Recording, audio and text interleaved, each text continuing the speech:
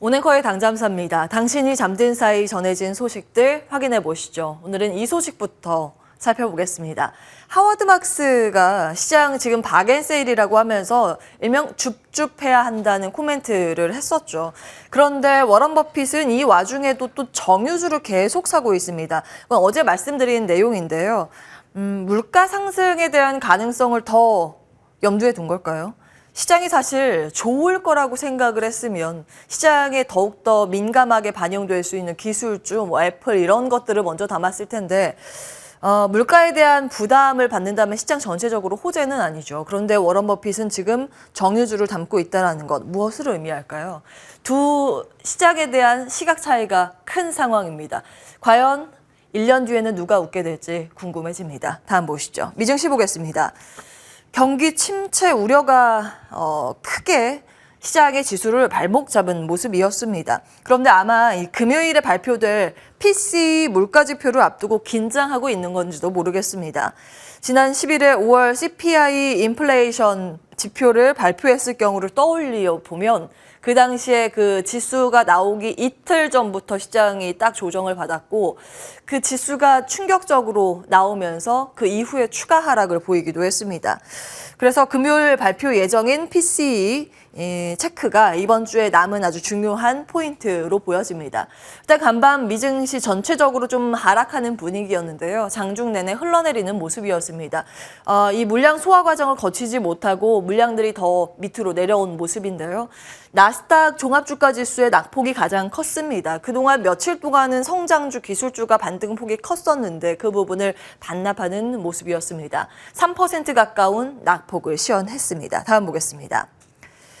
자, 무엇보다 이날 시장에서 가장 많이 해석이 됐던 건 경기 침체 우려이기 때문에 어떤 부분이 영향을 미쳤는지 두 가지 지표 체크해 보겠습니다. 악재가 사실 악재로 반영이 된 모습이었는데요. 미국의 6월 리치몬드 연은지수 두 달 연속 마이너스 수치가 나왔습니다. 전월 9 마이너스, 컨센서스 5 마이너스 이 정도로 예상을 했었는데 더 충격적으로 나왔죠. 마이너스 19 제조업지수 기록을 했습니다.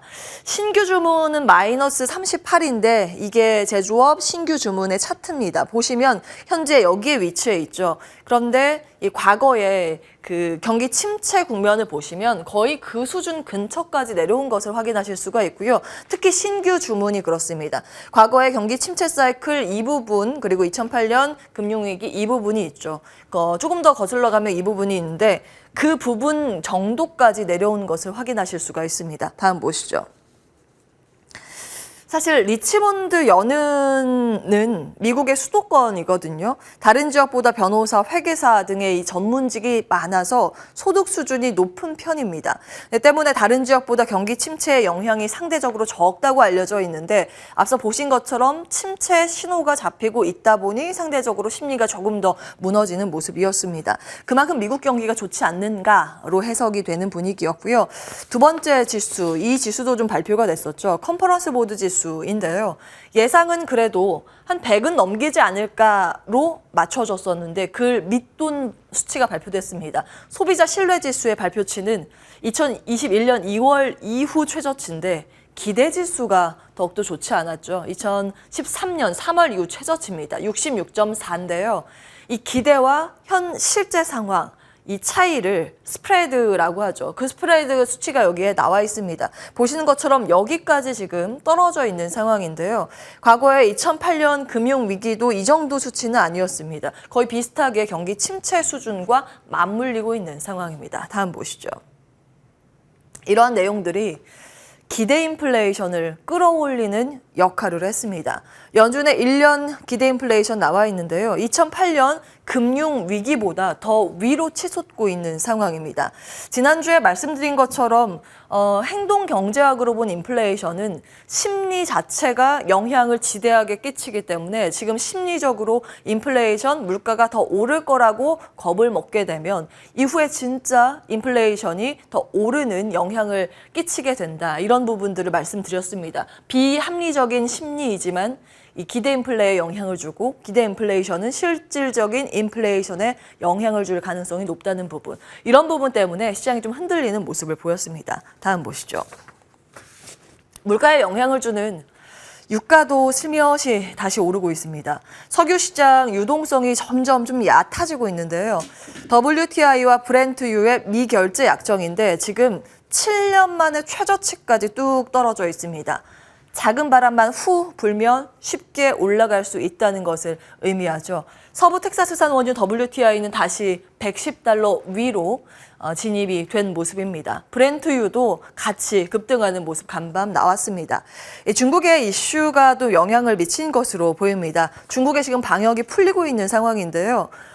중국의 해외 입국자 격리 기간을 축소한 것으로 발표가 됐습니다. 기존엔 3주였는데 10일로 줄였다고 하고요. 곧 상하이 디즈니랜드도 오픈이 됩니다. 이 소식으로 인해서 중국에서 그럼 기름 더 많이 쓰겠는데 라는 부분도 일정 정도 영향을 미쳤습니다. 미국에서는 관련 이제 리오프닝 기대감으로 몇몇 종목이 오르긴 했습니다. 다음 보시죠. 중국 여행 항공기업 혹은 중국의 노출도가 많은 카지노, 리조트 기업들의 주가 반응이 있었습니다. 라스베이거스 샌즈 4% 강세고 윈 리조트도 3.1%의 강세권을 시현했습니다.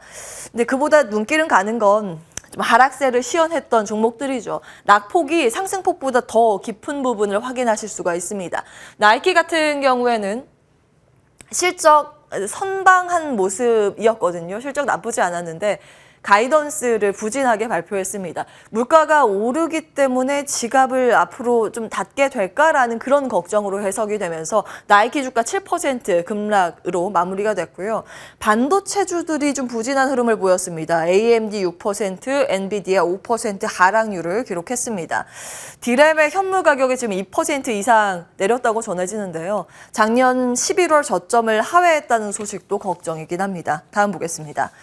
섹터별 흐름도 체크를 해볼 텐데 여기에서 정말 유일하게 에너지 섹터만 살아남았습니다. 앞서 말씀드린 것처럼 리오프닝 기념으로 이제 유가가 오르면서 이 섹터만 끌어올렸다고 보시면 되겠습니다. 나머지 전반적으로 떨어졌고요. 특히 성장 3대장 섹터가 모두 깊은 하락세를 시현했습니다.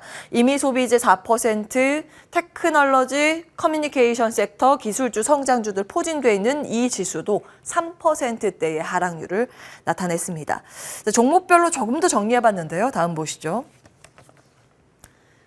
테마 몇 가지가 눈에 띄긴 했습니다. 광산 테마가 전반적으로 좀 강한 모습이었는데 시장 대비 그래도 선방하는 모습이었습니다. 유럽에서 석탄 발전 재개의 움직임이 포착된다라는 부분 어제 말씀을 드렸는데 그 영향을 받았다고 보시면 되겠고요.